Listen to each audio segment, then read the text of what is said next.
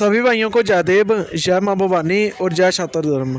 तो भाइयों, जैसे कि आपको पता है कि परसों मेरठ में एक क्षत्रिय चिंतन प्रोग्राम रखा गया था।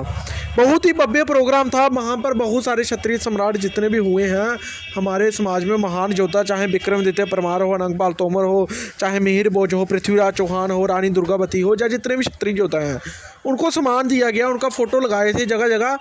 लेकिन मैं एक बात पूछना चाहता हूँ कि जिसको तुम बुला लेते हो, ये ठाकुर संगीत सोम, ये आखिर क्षत्रियों को लेना कहाँ चाहता है?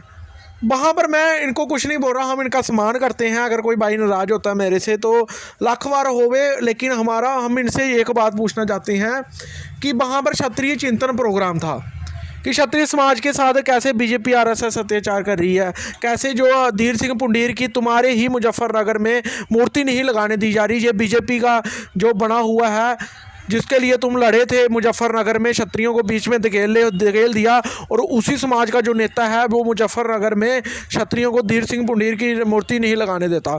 सहारनपुर में क्षत्रियों के साथ अत्याचार बीजेपी आरएसएस करवाती है, जो एक समाज विशेष की जो यात्रा निकलवाती है, जो कि मिहिर भोज की। तो अब बताइए, बीजेपी आरएसएस तो हमारे खिलाफ है।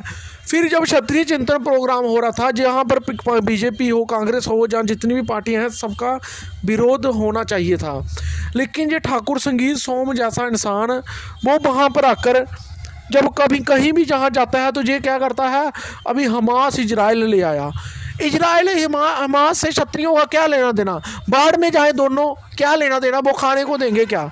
और ये कभी हिंदू मुस्लिम बोलता रहता है। जिसने भी ये प्रोग्राम करवाया था, मैं उसको पूछना चाहता हूँ कि वहाँ पर क्षत्रिय चिंतन का प्रोग्राम रखा था जहाँ फिर इजराइल हमास की बात रखनी थी? क्या अलीगढ़ मुस्लिम यूनिवर्सिटी से हमारा क्या लेना देना? वहाँ पर रखा था आपने क्षत्रिय चिंतन प्रोग्राम। तो वहाँ पर बीजेपी आरएसएस के जो अंधभक्त हैं उनको बुलाने की क्या जरूरत थी? ये क्षत्रिय समाज को बदनाम करने का बीजेपी आरएसएस द्वारा ही कुछ लोग भेजे होते हैं जो कि उनकी मानसिकता को फॉलो करें। जो ठाकुर संगीत सोम है, अगर वो एक अच्छा इंसान है, लेकिन जो उसको वो फॉलो करता है, उस चीज़ को वो फॉलो करता है, वो क्षत्रिय समाज के लिए बहुत ही घातक है। आप खुद सोचिए कि वहाँ पर प्रोग्राम रखा था क्षत्रिय चिंतन का, और आप उधर बोल रहे हो हमास इजराइल। इसका मतलब क्या है? अलीगढ़ का मुस्लिम यूनिवर्सिटी का हो, चाहे बनारस हिंदू यूनिवर्सिटी का हो, उसका मतलब क्या है? इस चीज़ का मुझे कोई भी बंदा बता दे इस चीज़ का कोई मतलब था उसमें? क्षत्रिय चिंतन रैली में बाकी अन्य समाज की होती है तो वो मिहिर भोज का इतिहास चुराने का काम करते हैं, और हमारे लोग अगर कोई क्षत्रिय चिंतन कोई रखा गया है तो वहां पर अंधभक्तों को बुला लेते हैं। जरूरत क्या थी कि किसी पार्टी के नेता को बुलाने की? हम ना बीजेपी की आइडियोलॉजी को फॉलो करने को बोल रहे हैं और ना कांग्रेस की। वहां पर जो काम रखा हुआ क्षत्रिय चिंतन रैली का, क्षत्रिय समाज का काम है सभी धर्म जितने भी हैं उनको साथ लेकर चलना। पहले जब क्षत्रियों का राज होता था तो सभी धर्म के लोग वहां पर रहते थे, कोई एक धर्म का तो रहता नहीं था। जब हमारी जितनी रियासतें थी, 562 में से 500 रियासतें, तो वहां पर सभी धर्म के लोग रहते थे।